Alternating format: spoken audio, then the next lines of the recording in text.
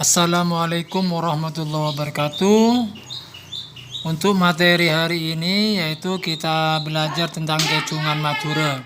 Kecungan Madura ada banyak macam anak-anak. Beda pacar laku, tanduk majeng, keik bintang, ben ajem tokong ya. Untuk yang kita pelajari hari ini adalah pacar laku ya. Pacar laku ria beda 6 pacar ya.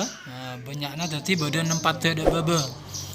Pacar laku ria aro paki lagu contohnya pacar laku arena ponyo nara bapak tani setedung pon pada ceke ngala are solandu sor capenga acelena entara kawajiban Ata taman mabenya asel pumina memakmurna karena ben pengsana.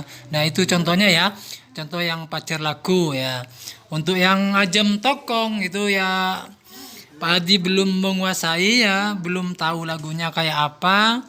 Cuma itu juga berupa kecungan juga ya. Pada padana pacar lagu. Cuma Pak Adi tidak tahu ya.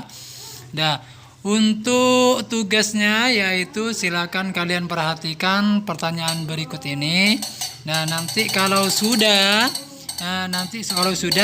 silakan ditulis di buku tulisnya langsung kirim ke Pak Hadi ya. Selamat mengerjakan, tetap jaga kesehatan dan jangan lupa tetap olahraga ya. Dan makan teratur juga olahraganya jangan lupa ya. Supaya tetap sehat. Assalamualaikum warahmatullahi wabarakatuh.